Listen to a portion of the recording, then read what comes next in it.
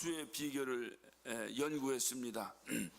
했는데 그 장수의 비결을 연구하면서 여러 선입견이 이렇게 있어요. 어떤 사람은 술을 안 먹어서 장수한다. 어떤 사람은 담배를 안 피워서 장수한다.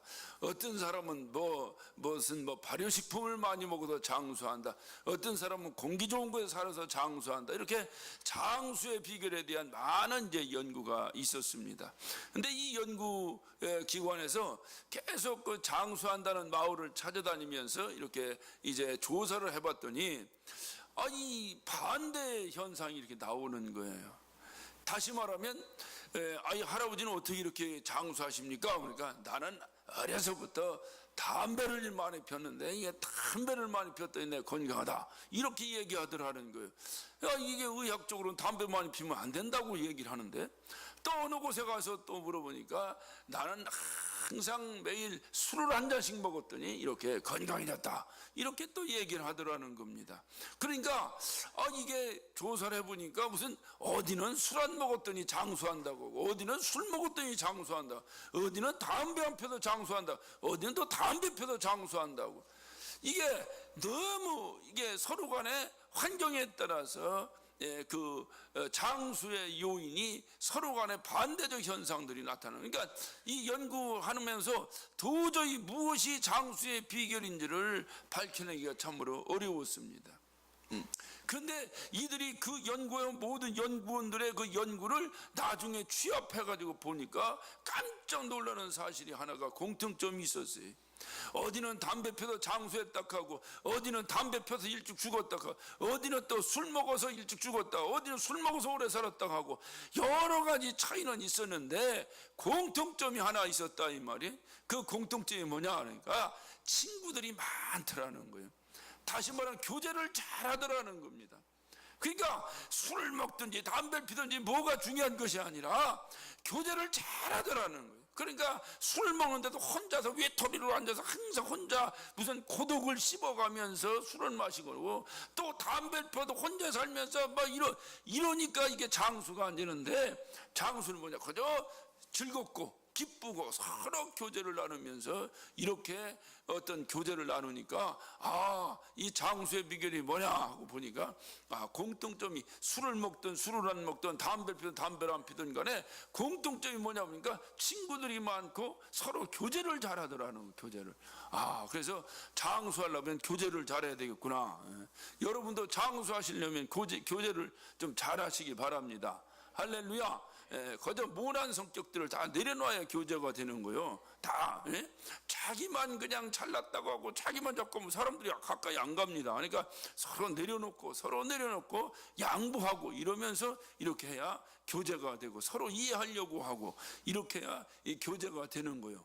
되는데 중요한 건 뭐냐면 우리들 예수 믿는 사람들이에요. 이 예수 믿는 사람들은 그럼 어떻게 할 것이냐. 세상 사람들은 얼마나 친구들이 많은지 몰라요. 가서 술 친구 있고 뭔 친구 있고 뭔 친구 있고 뭔 친구 있고 친구들이 많은데, 예수 믿는 사람들은 그런 활동 범위가 넓지 못하다 그 말이에요. 그러다 보니까 예수 믿는 사람들이 교제가 참 어려워. 그렇다고 해서 예수 믿는 사람은 또 어디냐? 예수 믿는 사람은 항상 예수 믿는 사람들끼리, 지난주에도 제가 말씀드렸습니다만 예수 믿는 사람들은 예수 믿는 사람들끼리의 교제, 그러니까 예수 믿는 사람들끼리 서로 이렇게 아름다운 교제를 나눈다 그 말이에요. 그래서 예수를 믿는 사람도 역시 교회에서도 그렇고 어디서도 그렇고, 대개 보면 교회 와도 그래. 교회 와도 보면 무슨 뺀방구 마냥 그냥 왔다가 그냥 싹 사라지는 사람도 있고, 어떤 사람은 왜 큰 교회 다니니까 누가 간섭 안 해서 큰 교회 다닌다는 거예요. 간섭을 안 한다는 얘기는 지도 간섭 안 한다는 얘기거든요. 서로 간섭 안 한다는 얘기는 교제 안 하겠다 그 말이에요. 그러니까 서로 간에 이렇게 좀 만나서 웃고 교제하고 서로 얘기도 나누고 서로 이래야 되는데 이게 안 된다 그 말이에요. 그러니까 항상 외톨이로 지낼 수밖에 없는 거예요. 오늘 이 사도 바울, 우리는 갈라디아서 계속 살펴보면서 사도 바울에 대해서 우리 한번 살펴보는 거예요. 이 바울은 예수를 만났습니다. 예수를 만난 다음에 그에게 아주 귀한 소원이 하나 있었는데, 그게 뭐냐면 예수 믿는 사람들과의 교제예요. 자꾸 예수 믿는 사람과 서로 교제하고 서로 그들과 함께 대화 나누고 그들과 함께 서로 간증하고 그들과 함께 서로 은혜를 나누기를 간절히 원했습니다. 그래서 이 사도 바울은 바로 그렇게 교제 나누기를 간절히 원했기 때문에 항상 믿는 자들과 함께 있는 거예요. 오늘날 우리가 믿는 자들과 함께 있는다 하면서도 이런 아름다운 간증들을 서로 나누고 서로 은혜를 나누고 해야 되는데, 믿는 사람들께 뭐 맨날 무슨 사달인가 다단계인가 한다고 다니고 이러니까 이게 이제 문제가 생기는 거예요. 이게 문제가 생겨요. 그러니까 교회에서는 믿는 사람끼리 서로 만나서 서로 교제도 나누는데 하나님께 받을 은혜도 나누고 서로 기도 제목도 나누고 서로 이렇게, 이게 이제 교제야. 이게 예수 믿는 사람들의 교제다 그 말. 그러니까 사도 바울이 예수를 만났어요. 근데 이 사도 바울은 아주 유난히도 예수를 만났습니다. 그냥 벼락 맞듯이 그냥 만났습니다. 특별하게 그런 예수를 만났어요. 그랬기 때문에 그랬는지는 몰라도 이게 어렴풋이 대충 그냥 미지근하니 물에 물 탄 듯 술에 술 탄 듯 예수를 만나버리니까 이게 예수 만난 감격이 별로 없는 것 같아요. 사도 바울처럼 아주 예수와 원수된 삶을 살다가 날벼락을 맞아버리고 예수를 만났습니다. 이러고 나니까 이거 예수 만난 충격이 얼마나 큰지 그저 이해는 하는 그 모든 행위가 예수 만난 사람들과 만나서 그저 어찌하면 내가 하나님이라고, 어찌하면 내가 간증하고, 어찌하면 복음을 증거할 것인가, 이것이 사도 바울의 어떤 사람을 만나는 목적이었어요. 사도 바울이 가장 먼저 예수를 만난 다음에 만난 사람이 있어요. 그게 누구냐? 바나바입니다. 바나바는 참으로 참 훌륭한 사람이에요. 그래, 이 바나바는 뭐냐? 위로의 사람이다 라는 뜻인데, 위로자다 라는 뜻인데, 이 바나바를 만났어요. 많은 사람들이 이 바울의 전력을 알기 때문에 바울이 예수를 만나서 내가 변화됐다 암만 얘기해도 믿질 않는 거예요. 왜냐면 저게 우리를 딱 어떤 트랙을 딱 걸어가지고 이렇게 해서 우리를 하여금 이렇게 속여가지고 이래가지고 딱 우리를 잡아넣으려고 저 일부러 그러나 보다 해가지고 바울만 옆에 가면 달달달달달달 떠는 거 얼마나 무섭게 핍박하고 다녔는지. 그러니까 바울이 내가 예수 만나서 변했다, 정말로 이제 복음으로 산다고 암만 외쳐도 이 바울을 믿어주지 않는 거예요. 아무도 믿어주지 않는 거예요. 그런데 그 중에 한 사람이 믿어줘요. 그 믿어준 사람이 누구냐? 그게 바로 바나바입니다. 우리가 이 사도 바울의 이 역사를 보려면 사도행전을 여러분이 다 이렇게 빗대서 봐야 되는데, 사도행전 9장을 한번 우리 사도행전 9장 26절 보면 이게 사울이라는 건 바울입니다. 바울의 전 이름이 사울이에요. 사울이 예루살렘에 가서 제자들을 사귀고자 하나. 왜? 이거 이제 예수를 만나고 나니까 막 예수 만난 사람들, 서로 예수를 믿는 사람들 만났고 자랑도 하고 싶고 막 간증하고 싶고, 그러니까 자꾸 예수 만난 들을 사귀고 싶어 한다 그 말이에요. 그러니까 예수 만난 사람들, 제자들을 사귀고자 하나 다 두려워하여 그의 제자됨을 믿지 아니하니 그랬어요. 이 제자가 누굽니까? 이게 예수 제자들이에요. 다시 말하면 예수 믿는 사람들입니다. 예수 믿는 사람들이 바울이 예수 믿게 되었다고 하고 내가 너하고 사귀고자 원한다 했을 때에 그를 믿지 않고 다 두려워서 다 도망가 버렸다는 거예요. 27절 봅니다. 바나바가 데리고 사도들에게 가서 그가 길에서 어떻게 주를 본 것과 주께서 그에게 말씀하신 일과 다메섹에서 그가 어떻게 예수의 이름으로 담대히 말하던 것을 말하니라. 그러나 다 그렇게 두려워서 도망다니고 그 제자됨을 믿지 아니하니까 하는데, 바나바만큼은 사도 바울을 데리고 가서 그렇지 않다, 이 사람이 어떻게 예수를 만났고 그래서 이 사람이 어떻게 예수를 증거하는가 하는 것을 갖다가 변호했다 그 말, 변호했다 이 말이에요. 그러니까 사도 바울 입장에서는 보통 고마운 사람이 아니. 그러니까 바나바하고 친구가 돼서 친해질 수밖에 없는 거예요. 다른 사람들은 다 불신하고 다 믿어주지 않아도 바나바만큼은 바울을 위로하고 믿어줬다고 말이에요. 그러니까 바나바가 바울과는 친해질 수밖에 없었고, 친해지면서 이 바나바가 뭐 위로하는 자라 이 말이에요. 그러니까 자꾸 바울을 키워주고. 그러니까 바울이 바울 된 것은 사실은 하나님의 은혜요, 또 두 번째로 말하면 이 바나바의 큰 위로입니다. 바나바를 만나지 못했더라면 아마 모르긴 해도 그냥 자기 혼자 은혜 받고 끝났을지도 몰라요. 이 바나바의 위로가 아주 컸다 그 말이에요. 그래서 우리가 사도행전 11장을 보면 11장 19절 이하에 보면 바나바가 안디옥 교회에 가서, 안디옥 교회가 왜 이방인 예루살렘 교회가 흩어졌습니다. 흩어졌는데 그 안디옥에 가서 이 예루살렘 교회 다니다가 핍박받아 흩어진 이 유대인들이 안디옥에 가서 이방인들에게 복음을 증거하기 시작하는 거예요.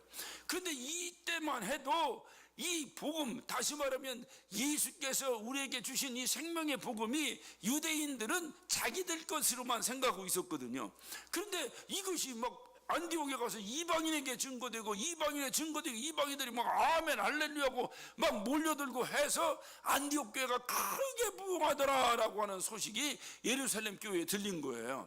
들리니까 예루살렘 교회에서 생각할 때 저거 혹시 잘못되지 않았냐, 어떻게 이 무할례자들에게도 이 복음이 증거된단 말이에요, 저거 뭔가 잘못된 거 아니냐 해서 이 예루살렘 교회에서 파송을 받은 사람이 누구냐, 이게 바나바예요. 바나바가 안디옥 교회로 파송을 받습니다. 어떻게 정말 잘하고 있는 건지 잘못된 건지 확인하기 위해서 바나바가 파송을 받습니다. 가서 파송 가서 보니까 얼마나 성령이 충만하고 얼마나 열심히 주의 일을 하는지 이 바나바가 그냥 감동을 먹어버린 거예요. 그래서 바나바가 거기 앉아서 이들에게 하나님의 말씀을 가르치기 시작했어요. 그랬더니 목회자도 없을 때도 부흥했는데 바나바 같이 훌륭한 목사님이 가셔가지고 막 복음을 증거하니까 얼마나 폭발적으로 부흥하겠어요? 그래서 안디옥 교회가 엄청난 부흥을 이룹니다. 이때에 그 큰 부흥을 이루고 나서 이 바나바가 누구의 소식을 듣냐, 이 바울의 소식을 듣는 거예요. 그래서 바울을 초청합니다. 그래 안디옥 교회로 이 바나바가 바울을 데리러 다소에 가서, 다소에서 데리고 와서 이 안디옥 교회로 데리고 와서, 그래서 안디옥 교회에 와서 바울과 함께 동역합니다. 그러니까 바울과 함께 이 바나바가 같이 동역을 하는 거예요. 그러니 생각해 보세요. 이 바울 되게끔 이렇게 목회자로서 어떤 복음 증거자로서 성장시킨 건 누구냐?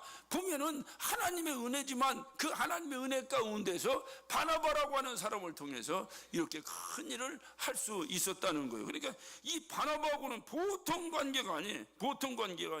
그리고 길러 놓으니까 바나바보다 바울이 훨씬 실력이 있는 거야.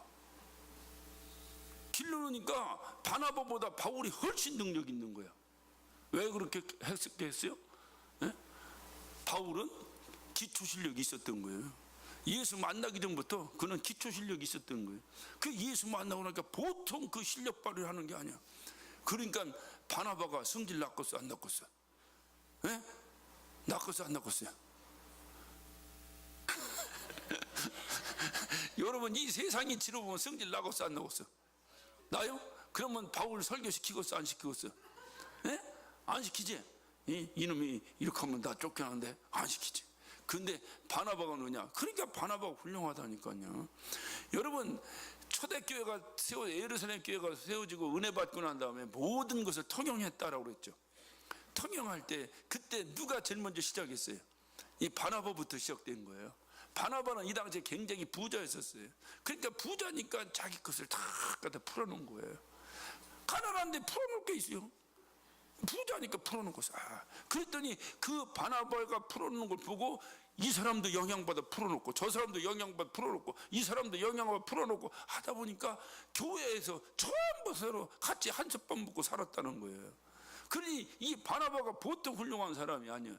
그러니까 이 훌륭하다고 하는 것은 뭐냐, 이런 데서 나타나는 거예요. 우리가 청출어람이라고 그럽니다. 이 어떻게 보니까 바나바가 훨씬 바울보다 어찌 보면 스승격인데, 그런데 바나바가 같이 데리고 이렇게 동역을 하다 보니까 바울이 훨씬 능력 있는 거예요. 여러분 보세요. 바나바가 바울을 픽업했다니까요. 그래가지고 바울을 길렀다니까. 근데 성경은 바나바에 대한 기억보다 누구에 대한 기억이 훨씬 많습니까? 바울에 대한 기억이 훨씬 많아요. 이 이유가 뭘까? 만약에 여기서 막 시기하고 질투해서 서로 싸우고 뭐하고 내 자식 세울게 네 자식 세울게 하고 싸웠다가는 하나님 일이 되겠어요? 그러니까 이게 훌륭한 거야. 보니까 바울이 훨씬 낫구나. 그래서 이 사람이 그 이후로 무대에서 사라지기 시작합니다.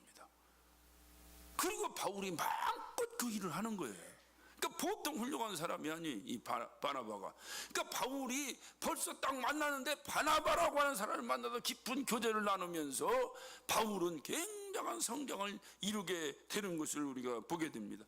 문제는 어디 있느냐? 그래서 바나바가 바울을 데리고, 야, 우리 이거 안디옥에서 이방인에게 복음을 증거했는데 이방인이 여기만 있는 게 아니고 여기 안디옥에 안 사는 이 일대에 그 당시는 이제 땅끝이라고 얘기한다면 어디를 얘기하겠어요? 이제 헬라 문화권에 있는 모든 그게 전 세계 아니겠습니까?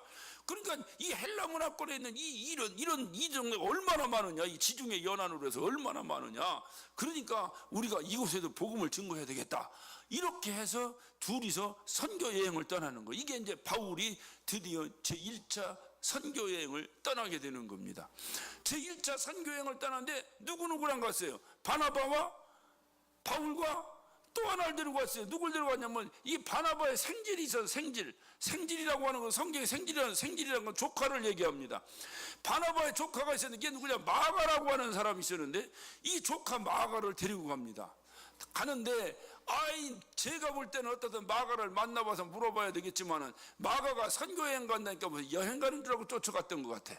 네. 여행가 놀러 가는 줄 알고 달래 삼촌 손잡고 쫓아갔다가 가보니 이거는 놀러 가는 게 아니라 이거는 복음 좀 가는데 이거는 정말 보통 고통스럽고 힘든 일이 아니거든. 오늘날 같으면야 비행기도 타고 가고 자동차도 타고 가냐. 이 당시에 뭐 했겠어요? 배 타는 거 아니면 걸어 다니지 않았겠어요?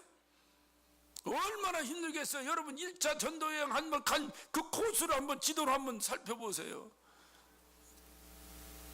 그러니까 이 마가가 도중에 도망가 버립니다. 못하겠다고 도망가 버려요.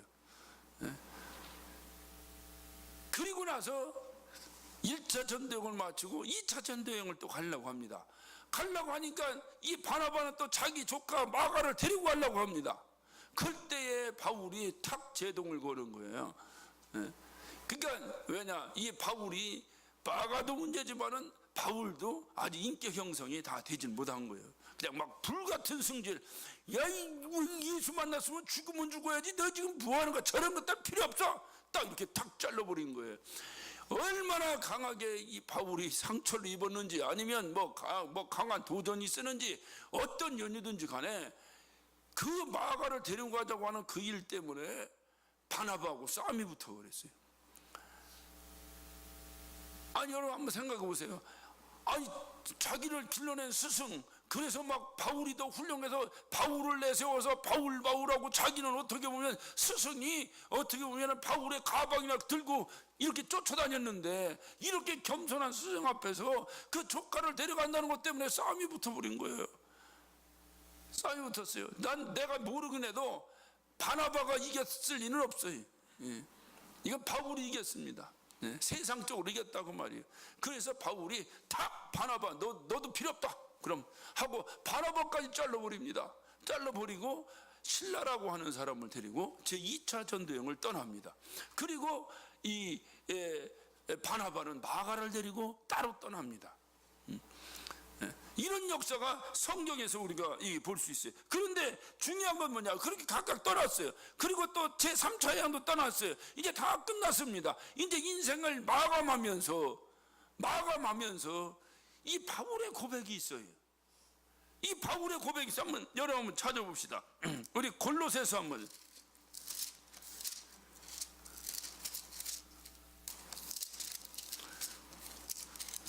골로새서 4장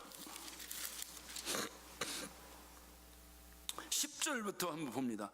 너희와 같이 갇힌 아리스다고와 바나바의 생질 마가와 이 마가에 대하여 너희가 명을 받았음에 그가 이르거든 영접하라. 그래서 다시 말하면 나와 함께 갇힌 아리스다고와 바나바의 생길 마가와 또 유스도라 하는 예수도 너희에게 무난하니 저희는 할례당이라 이들만 하나님 나라를 위하여 함께 역사하는 자니 이런 사람들이 나의 위로가 되었느냐. 봐요. 1차 전도여행 때 도망갔던 마가가 나중에 인생을 마무리하면서 사도 바울이 뭐라고 말하냐면 아리스다고와 바나바의 생길 마가와 유스도라고 하는 예수도 너희에게 무난하니 저희는 할례당이라 이들만 하나님 나라를 위하여 함께 역사하는 자라 그랬어요. 뭔 얘기인지 이해가 되셨습니까? 그러니까 이 마가가 바울과 가다가 도망갔던 사람인데 과정은 지금 없어요. 어떤 과정인지는 모르겠는데 지금 인생을 마무리하면서 바울이 고백하는데 뭐라고 하냐. 마가가 나하고 끝까지 하나님이 했다는 거예요. 뭔 얘기인지 그러니까 도중에 무슨 역사가 있었는지 모르겠어요. 성경이 안 나옵니다. 예. 그리고 또 한번 봅시다. 우리 디모데 후서라면 디모데에게 바울이 뭐라고 말하고 있는 디모데 후서 4장 11절을 봅니다. 9절부터 볼까요? 너는 어서 속히 내게로 오라. 데마는 이 세상을 사랑하여 나를 버리고 데살로니가로 갔고 그리스게는 갈라디아로 디도는 달마디아로 갔고 누가만 나와 함께 있느니라. 그러니까 다 떠나버리는 거예요. 왜 떠나? 세상을 사랑해서 이렇게 떠나버렸다는 거예요. 응? 이게 목회자로서는 가장 가슴 아픈 일들입니다. 내가 복음을 전해서 그래서 그들로 하여금 예수를 믿게 하고 예수의 제자가 됐는데 어느 날 이들이 세상과 착해서 다 떠나버리는 거예요. 쓸쓸한 초로의 늙은 노 목사 사도 바울 목사님이 마지막 자기 삶을 돌아보면서 얼마나 가슴 아팠겠어요. 다 자기 열매가 된 게 아니라 누구는 도중에 이렇게 세상을 좋아해서 떠나버렸다는 거예요. 떠났는데 11절 봅니다. 누가만 나와 함께 있느냐. 누가만 있었다는 거예요. 네가 올 때에 마가를 데리고 오라. 저가 나의 일에 유익하니라 그랬어요. 마가를 기억하고 있는 게 끝까지 사도 바울의 머릿속에서 마가가 잊혀지지 않는 거예요. 뭐라고? 나에게 유익했던 자라 그 말이에요. 유익하다. 응? 스승과 같았던 바나바와도 싸우고 헤어질 수밖에 없었던 원인을 제공했던 자 마가가 도중에 어떤 역사가 있었길래 이렇게 바울에게 있어서 끊임없이 마가를 데려와라. 마가가 보고 싶다. 마가만이 나하고 하나님의 일을 했다. 이렇게 고백할 수 있을까? 이것은 중간 단계가 뭔지는 모르지만 우리가 예측할 수 있는 것은 중간에 뭔가 계기가 돼서 변화된 게 아니에요. 변해. 마가가 변해버린 거예요. 여러분은 상상력을 동원해서 묻습니다. 누구의 영향을 받았을까요? 그렇지, 바나바의 영향이죠.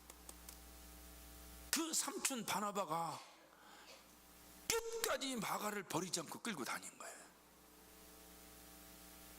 그 과정 속에서 마가가 변화된 거예요.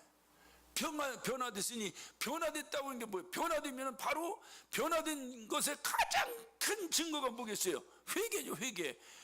누구에게 회개했겠어요? 먼저 이제 영적으로 하나님의 잘못을 하나님께 회개했죠. 그 다음에 인간적으로 누구에게 잘못한 거예요? 바울에게 잘못했죠. 그러니까 마가가 바울에게 가서 아이고 내가 잘못했습니다. 이제부터 내가 죽도록 당신과 일하겠습니다. 하지 않았겠어요? 그러니까 그 이후로 마가가 바울을 쫓아다니며 바울의 일을 해주고 바울의 일을 했는데 이 마가가 얼마나 헌신적으로 했는데 마가 이름이 없어. 이게 겸손이에요. 좋은 일을 하고 나서 자기 이름 좀 내보려고 이게 아니라 없어져 버렸어. 아예 마가도 없어 이름이. 그런데 누가 기억하느냐? 그의 스승, 뭐 스승이라고 말할 수 있잖아요. 어떤 바울이 기억하고 그의 노년에 끊임없이 마가를 기억합니다. 마가를 데리고 와라. 마가를 데리고 와라. 저 마가가 나에게 유익했던 자다. 저만이 나하고 끝까지 하나님 일을 함께 했던 자다. 이렇게 훌륭한 자로 변화시켰던 영향력이 누구에게 있었느냐? 바나바에게서. 바나바. 이 바나바가 보통 훌륭한 사람이 아니에요. 이런 훌륭한 사람과의 교제, 그것이 바울을 만들어 놓은 거예요. 그것이 바로 바울이 된 겁니다. 바울이. 그러니까 그리스도인의 교제라고 하는 것이 얼마나 훌륭하냐 이 말이에요. 얼마나 귀중하냐 이 말이에요. 그리스도인의 교제 함부로 하면 안 돼요. 여러분 정말 교회에서 만난 사람들과 교제를 세상적인 개념으로 교제하면 안 돼요. 여러분에게 아무런 유익이 없습니다. 뭔가 이런 변화가 일어나요. 뭔가 이들에게 이 교제를 통해서 이렇게 훌륭한, 어찌 보면 자기보다 더 훌륭한 그러한 주의 종들이 나온다 그 말이 나온다고. 그 바울에게 있어서 뭐 얘기할 거 없어요. 뭐니 해도 하나님의 은혜죠. 바울이 고백했잖아요. 나의 나된 것도 하나님의 은혜입니다라고 고백했잖아요. 그것을 거부하자는 얘기가 아니라 그 하나님의 은혜 가운데 만났던 사람이 누구냐 이 말이에요. 누구냐? 바나바라. 바나바. 이 바나바라 훌륭한 사람께 하나님이 인도해 줬기 때문에 오늘날 이렇게 훌륭한 오늘날 이방인들의 사도가 되어 오늘날 우리에게까지 복음이 증거되게 하는 원천의 일을 감당할 수 있지 않았느냐 그 말입니다. 두 번째, 바울이 예수님과 그토록 교제하고 싶고 찾아갔던 사람이 있어요. 누구냐? 그 당시에 가장 큰 스승 같았던 베드로입니다. 이 베드로는 가톨릭에서도 그를 인정해요. 그래서 베드로하고는 전혀 상관없이, 베드로의 의사와 전혀 상관없이 그는 교황 1대입니다. 1대 교황입니다. 그래서 베드로가 결혼을 안 했다고 해서 자기들 결혼 안 한다는 건데, 베드로가, 여러분 가버나움에 가면 베드로 장모집이 있어요. 그 가톨릭에서 또 이렇게 성당도 전화서 베드로 장모집 기념교회라고 이렇게 그래놓고, 그런데 난 결혼도 안 했는데 장모가 어떻게 쓰는지, 결혼식을 안 했다는 얘기인지 난 그걸 이해를 못 하겠어요. 그러니까 이들도 베드로를 인정하는 거예요. 그래서 주는 그리스도시요 살아계신 하나님의 아들이십니다. 그러니까 내게 천국의 열쇠를, 그렇다고 해서 교황이 자기가 천국 열쇠 딱 들고 이렇게 자기를 통하지 않으면 천국을 못 간다는 식으로 가르쳐 놓으니, 오늘날 이것이 그 중세시대 때 교권이 오늘날까지 계속 잔재가 남아있는 게 이게 가톨릭입니다. 그러니까 자기들한테 고해성사도 하라고 하고. 여러분 이거 잘 기억하셔야 돼요. 근데 어떻든 간에 이 베드로는 자기 의사와 상관없이 그렇게 된 사람이요. 베드로 죽고 나서 자기들이 그렇게 한 거지, 뭐 베드로가 뭐 이렇게 한 건 아니에요. 근데 이 베드로가 보통 훌륭한 양반이었냐. 이가 예수님을 3번을 부인했습니다. 그 부인한 것이 얼마나 가슴이 아픈지 가슴을 찌고 통곡했습니다. 그리고 갈릴리 바다에서 금을 던져 고기 잡는 그 베드로에게 주님이 다시 찾아오셔서 네가 나를 사랑하느냐 하시면서 다시 베드로를 불렀어요. 부활하신 주님을 만난 다음에 베드로의 가슴 속에 뭐가 남았겠어요? 오직 한 가지 남은 거예요. 내가 스승 배신했다. 그것만 하지 않았으면 웬만한 실수는 기억도 안 날 텐데, 뭐 베드로가 그거 말고 실수를 한두 번 했겠습니까? 로마 병장 귀도 쭉 잘라버리고 뭐 별짓 다 했어요. 예? 주님이 죽어야 되겠다니까 주여 그리하지 마옵소서, 사탄아 물러가라 소리까지 들었어요. 그러나 여러분 그런 거 기억이 나겠습니까? 오직 베드로 하면 뭐예요? 주님 3번, 뭐예요? 주님 3번. 제가 이 말씀을 드리는 것은 그와 반작용의 역사가 일어났는데, 다시 만난 주님을 만난 이후에 그 죄책감에서 이는 남보다도 더 열심히 주의 일을 감당한 거예요. 그것은 바울도 고백하지 않습니까? 내가 사도의 자격이 없어 다른 사도보다 더 열심히 했다라고 말하잖아요. 그게 겸손입니다. 그러니까 이 베드로가 주님을 3번 부인했다고 하는 그 고통을 그저 쥐어잡고,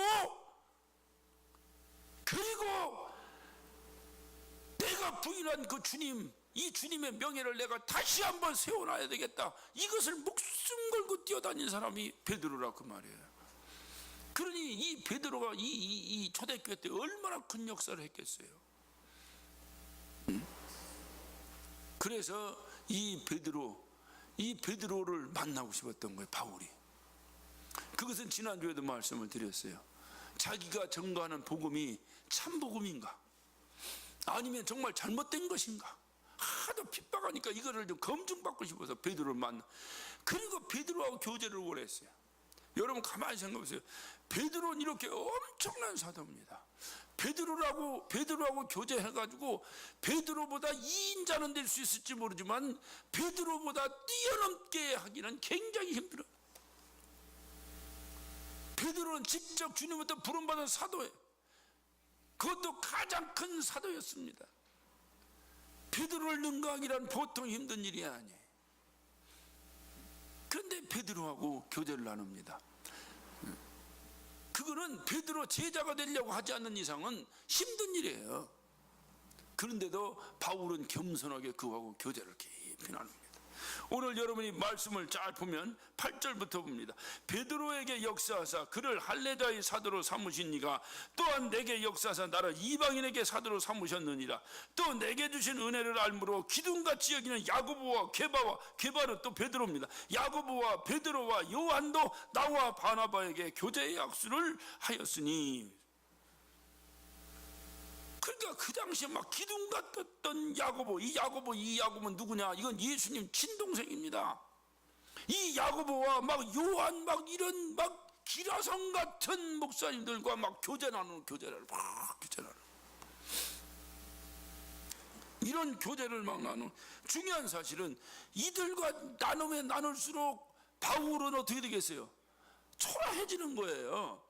바울이 뭐예요? 바울이 옛날에 맨 예수님 핍박이 나고 들어다니는 사람인, 누가 인정도 받지 못했던 사람인데, 그런데 이 기라성 같은 이런 막 사도들과 교제를 나눈다는 건 이거는 어떻게 보면 자기 명예를 다 내려놓는 겁니다. 힘든 겁니다. 그런데 바울은 그렇게 했어요. 그렇게 한 중요한 바울의 그 이유가 있었어요. 그 이유가 8절입니다. 베드로에게 역사 그를 할례자의 사도로 삼으신 이가 누구요? 하나님이시죠. 하나님. 그를 할례자의 사도로 삼으신 이가 하나님이 또한 내게 역사하사 나를 이방인에게 사도로 삼으셨느니라. 다시 말하면 역할이 다르다 그 말이지. 베드로가 아무리 훌륭해도 베드로가 할 일이 있고, 비록 내가 부족해도 내가 할 일이 따로 있다는 거예요. 이게 지체의 원리입니다. 우리 몸이 있어요. 몸이 내 손이 할 일 있고, 발이 할 일 있고, 입이 할 일 있고, 코가 할 일 있고, 다 다릅니다. 야, 손이, 야, 내가 움직이지 않으면 니들 밥 못 먹어야. 그런 소리가 막 입이 벌어지지 않으면 어떻게 밥을 먹을 거야? 다 각각의 역할이 연합해서 이루어질 때에 하나의 어떤 유기적 관계가 이루어져서 이 몸이 움직이는 거예요. 이 지체의 원리를 바울은 잘 알고 있었어요. 교회가 뭡니까? 교회는 예수님의 몸입니다. 우리는 뭡니까? 예수님의 지체입니다. 각각이 지체가 해야 될 일이 있다 그 말이요. 근데 그 일이 각각이 움직여지지 않으면 이 몸이 기형이 돼요. 기형이 오늘날 핸디캡이 돼버리는 거예요. 다리가 있는데 다리가 못 움직여져. 핸디캡입니다. 손인데 손이 안 움직여. 핸디캡입니다. 교회가 핸디캡이에요. 건강한 교회가 아닌 거예요. 그러니까 건강한 교회는 뭐냐? 각각이 맡아진 지체가 각각이 알아서 움직여지는 거예요. 각각이. 누가 지체 중에서 누가 새끼발가락 노릇 하고 싶은 지체가 어디 있겠어요? 응? 다 그래도 막 번쩍거리는 눈이 되고 싶기도 하고 뭐 코가 되고 싶. 나는 발가락 성형 수술했다는 사람을 들어보질 못했어. 코 눈은 까뒤집어도 난 발가락 꽂혔다는 사람 못 들어봤어요. 왜? 가치가 없거든. 응? 여러분 새끼발가락 한번 벗어서 한번 보세요. 여러분 지체 가운데 여러분이 살아온 삶의 무게를 가장 많이 감당하며 가장 많이 비틀어지고 변형되고 볼품없이 변해버린 게 새끼발가락입니다. 누가 그 새끼발가락 노릇을 하려고 하겠어요? 누가 하려고 하겠어요? 그런데 여러분 새끼발가락 하나 잘라보세요. 절대로 걸으면 바로 못 걷습니다. 절대로. 여러분 새끼 발가락 자른 거 새끼 발가락에 발톱만 빠져도 여러분 못 걷습니다. 이렇게 중요한 게 지체가 이렇게 중요한 거예요.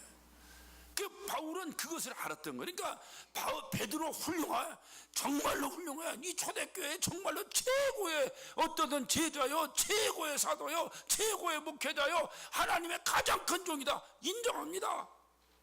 그러나 그가 할 일이 있고 내가 할 일이 있다 그 말이에요. 그래서 베드로를 할례자의 사도, 할례자가 누구? 유대인이죠. 유대인의 사도, 유대인들에게 복음을 준 거는 유대인의 사도로 부르신 그이가 마찬가지로 나에게도 역사해서 나로 하여금 나는 이방인, 무할례자, 할례받자 이방인의 사도로 나를 불렀다. 이 확신이 있잖아요. 부름의 확신이. 오늘날로 말하면 선교사로 부름받은 확신이 있잖아요. 나를 선교사로 불렀다 하나님이. 그렇기 때문에 누구와도 이런 겸손함이시니까 누구와도 교제를 나누고 누구와도 어떻든 이렇게 어떤 교제를 나누는데 조금도 방해가 되지 않는 거예요. 서로 교제 나누면서 자기가 머리가 되려고, 자기가 뭔가를 해보려고 이러니까 자꾸 그 교제가 깨지는 거예요. 자꾸 깨져요. 모이면 깨지고 모이면 깨지고. 교회들도 마찬가지예요. 어찌 보면 교단이 이렇게 많이 갈라진 것도 어떻게 보면 그런 원인이 없다고 말할 수 없어요. 신학적인 차이도 물론 있습니다만 그런 신학적인 차이가 없는데도 갈라진 교단들이 수두룩합니다. 이게 바울에게도 배워야 돼요. 착각이 자기가 할 일이 있다고. 자기가 할 일. 그러니까 누구하고 교제를 하는데도, 그러니까 베드로를 저렇게 하나님이 부르셔도, 베드로를 보니까 막 엄청나고도 한 번 설교하니까 막 3,000명씩 몰려들잖아요. 이 당시 초대교회 역사가 그랬잖아요. 엄청나잖아요. 저거 하나님이 저를 쓰시는구나. 그 하나님이 쓰시는 그 베드로를 통해 하나님의 역사를 목도한 바울이, 저런 하나님이 나를 이방인의 사도로 불렀다는 거예요. 할렐루야. 그러니 바울이 얼마나 프라우드했겠어요. 저런 하나님이, 베드로를 부르신 하나님이 나를 불렀다, 이방인의 사도로. 이 부르심의 이 확신이 바울을 만든 거예요. 어디 가서 감옥에 갇혀도 기뻐할 수 있었고, 두드려 맞아도 감사할 수 있었고, 어디 가서 그가 고통 가운데 굶주림 가운데 있어서도 그가 하나님을 찬양할 수 있었던 원동력이 어디 있냐 이 말이에요. 부르심이거든요. 이 부르심을 어디서 받느냐? 이 부르시는 하나님, 역사하시는 하나님을 누굴 통해 받느냐? 베드로 통해서 본 거예요. 베드로 통해서. 그러니 그리스도인의 교제가 얼마나 중요해요. 우리 서로 교제 나눕니다. 그를 통해서 하나님의 역사를 봐야지. 저를 통해서 하나님의 역사를 봐야지. 그게 그리스도인의 교제지. 그래서 저를 통해 역사하시는 하나님이 나를 통해서 역사한다면 할렐루야. 이게 용기지, 용기. 주님이 주시는 용기지. 맨 그리스도인끼리 모여서 교제 나눈다고 해도 세상 모임과 전혀 다를 바가 없는 모임이에요. 거기서 조금 더 하나님의 역사를 살펴볼 수가 없어요. 그런 교제를 통해서 우리가 과연 하나님이 나를 부르셨다는 이런 강력한 콜링을 얻을 수 있을까요? 그러니까 바울이 바울 된 것은, 그 영향력은 바나바를 통해서 기초가 쌓였고, 그리고 그의 하나님이 강력하게 자기를 이방인의 사도로 불렀다고 하는 것은 누구를 통해서? 베드로를 통해서 얻어진 거예요. 그러니까 바울이 어느 날 갑자기 이렇게 만들어가고 이렇게 하나님 이렇게 여러분 이렇게 생각하니까 자꾸 신비주의로 빠지는 거예요. 하나님 환경을 통해 역사하십니다. 환경을 통해 역사하신다고 말씀드렸잖아요. 바울이 자기가 하나님이 나는 태중에서부터 하나님 부르셨다고는 그 확신을 어디서 가졌다고 그랬어요? 자기의 자라난 성장 과정을 통해서 하나님이 나를 부르셨다고 확신했다고 얘기했잖아요. 기억나시죠? 길리기아 다섯 지역이 바로 이중언어권의, 이중문화권의 어떤 지역이었기 때문에 그런 데서 자라게 해서 나로 하여금 히브리어와 헬라어를 능통하게 만들었. 그때는 몰랐는데, 그때는 재수가 좋아서 지가 길리기아 다소에 태어났어요. 나는 좀 운이 좋아서 우리 어머니 아버지가 여기 살았기 때문에 내가 여기서 태어나서 내가 이렇게 이중언어 할 수 있었구나 라고 생각했는데, 나중에 이방인의 사도로 부름받고 나서 보니 나를 이방인의 사도로 쓰시려고 헬라어에 능통하게 만드셨구나. 능통하게 하시려고 길리기아 다소에 태어나게 하셨구나. 거기서 자라게 하셨구나. 이걸 깨달았다는 거예요. 여러분의 환경을 돌아보세요. 과연 하나님이 무엇 하시려고 여러분을 이곳에서 살게 하시는가를, 이거를 이거를 기억해야 돼. 이게 예수 믿는 사람들의 삶이라니까요. 그리고 아까도 봤지만은 야고보와 요한과도 긴밀한 관계를 갖습니다. 긴밀한 관계를 갖습니다. 이렇게 바울이 교제를 나누고 그리스도 안에서 예수 믿는 지체들과 함께 이런 교제를 나눈 중요한 목적이 우리가 9절 10절에 분명히 사도 바울은 고백하고 있어요. 9절 봅니다. 또 내게 주는 은혜를 알므로 기둥같이 여기는 야고보와 게바와 요한도 나와 바나바에게 교제의 악수를 하였으니 이는 교제의 악수를 했다. 교제했다 그 말이야. 그 교제한 그 목적은 그 말이야. 이는 우리는 이방인에게로 저는 할례자에게로 가게 하려 함이라. 왜 교제했다고 그랬어요? 복음 증거하라고 교제했다는 거예요. 저는 할례자에게로, 나는 무할례자에게로, 저는 유대인에게로, 나는 이방인에게로 복음 증거하게 하려고 교제를 하게 했다는 거예요. 여러분은 왜 교제합니까? 여러분은 왜 그리스도 예수 믿는 사람들끼리 교회 안에서 만났는데, 여러분 이민 생활하면 거의 잘은 모르, 전 목사이기 때문에 잘은 모르지만 그래도 거의 대부분 교회에서 만날 거예요. 사람들 교회에서 만난 사람들끼리 여러분 왜 교제 나눕니까? 뭐 때문에 교제 나눕니까? 뭐를 얻으려고 교제 나눕니까? 심심해서 만나서 교제 나눕니까? 교제의 목적이 있어요. 복음 증거하기 위함이라는 거예요. 복음 증거하기 위함이라는 거예요. 그리고 10절을 고백합니다. 다만 우리에게 그 복음 증거, 이방인에게 또는 할례자에게 복음을 증거하기를 위함인데, 다만 우리에게 가난한 자들을 생각하는 것은 부탁하였으니 이것을 나도 본래 힘써 행하노라. 쉽게 보면 구제라는 거죠. 그래서 그리스도인들의 교제의 목적은 복음 증거와 구제입니다. 이게 그리스도인들의 교제의 목적이에요. 여러분 그리스도인들끼리 모여가지고 무슨 세상의 유익을 구하든지, 우리가 흔한 말로 사랑은 자기의 유익을 구치 않는 거라고 그러는데, 맨 자기 유익 구하려고 어쩌든지 교회 다니는 사람 꼬셔가지고 나 장사 쪽 차려보려고, 왜 큰 교회 다니니까 그래야 비즈니스 된다고 했었고, 이게 여러분 한번 생각해 보세요. 주님께서 그 회당에서 장사하는 사람들의 좌판을 뒤집어 뻗던 주님의 심정을 한번 살펴보세요. 과연 주님의 몸이라고 하는 이 교회에서 지체라고 하는 것들이 모여서 어쩌면 주님의 이 지체를, 우리 지체들 잘 움직여서 주님의 몸을 유기적으로 잘 움직이게 할까, 이거에 대한 생각은 하지 않고 각각이 자기 유익으로 해서만 움직인다면, 과연 팔은 팔대로, 다리는 다리대로, 입은 입대로, 눈은 눈대로, 제멋대로 움직이면 그것이 괴물이지 그것이 뭐가 되겠어요? 그러니까 오늘날 교회들이 괴물이 되어버린 거예요. 그러니까 주님 말씀하셨잖아요. 소금이 짠맛을 잃어버리면 길에 버리워 밟힌다는 거예요. 어떤 목사님이 그래요. 내가 목회할 때는 그래도 가만히만 깔아도 그래도 사람들이 몇백 명씩 모였는데, 요즘 젊은 것들은 배운다고 공부만 하고 목회는 하나도 못한다고. 이거 맞는 말이에요. 현상은 그래요. 그 목사님들 보니까 박사하고 한 적도 없고, 그 목사님들 MDB 다닌 적도 없는 목사들이에요. 근데 그분들은 가만히 끌고 해도 다 해서 지금 큰 교회 다 만들어 놓고 은퇴했어요. 만든 얘기예요. 오늘날은 그런 교회를 물려받고도 제대로 못하는 젊은 목사들을 보면서 하신 얘기겠죠. 또 나 같은 목사를 보고 하는 얘기겠죠. 날마다 교회 개척한다고 허우대고 멀쩡하고 제대로 하지도 못한다고. 나를 대놓고는 안 해도 속으로는 그럴 것 같아, 내가 볼 때. 여러분, 저는 항상 그래요. 예전에 어려서부터 저 교회 다녔잖아요.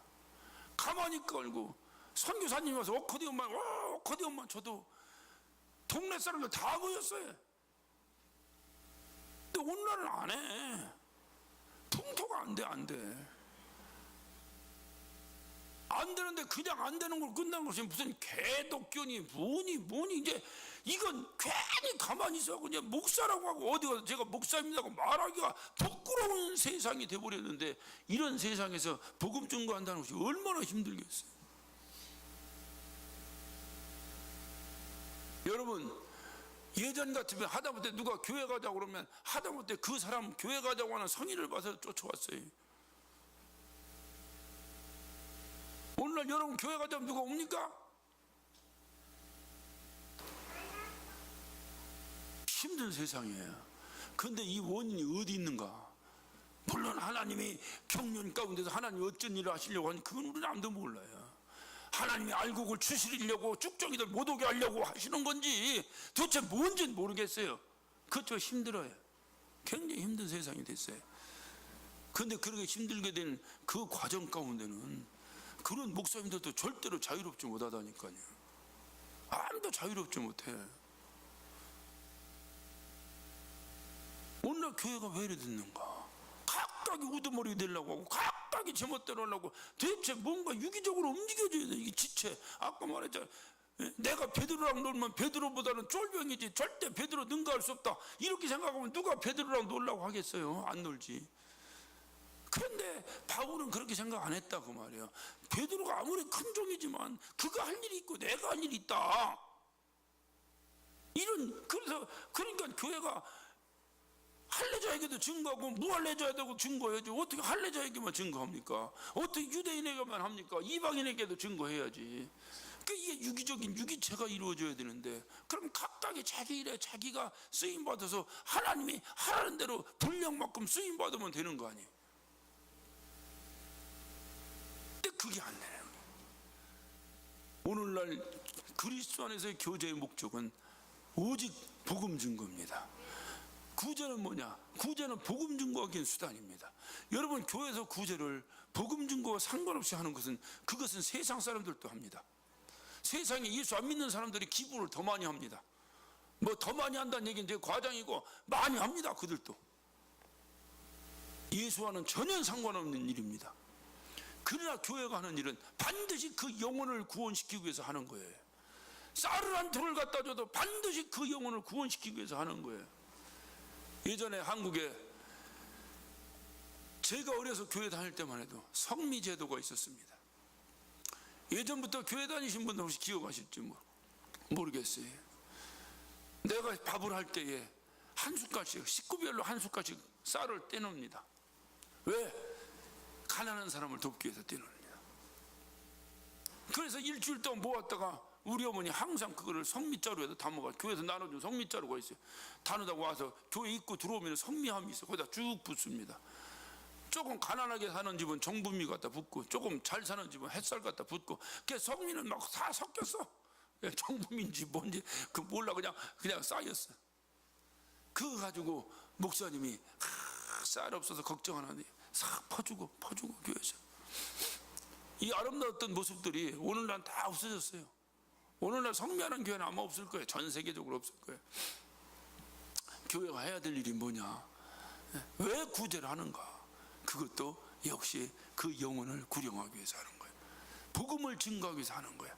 그러므로 구제와 뭐 선교, 전도 나눌 게 없어요. 다 복음 증거하기 위해서 우리가 해야 됩니다. 여러분이 모여서 뭐 합니까?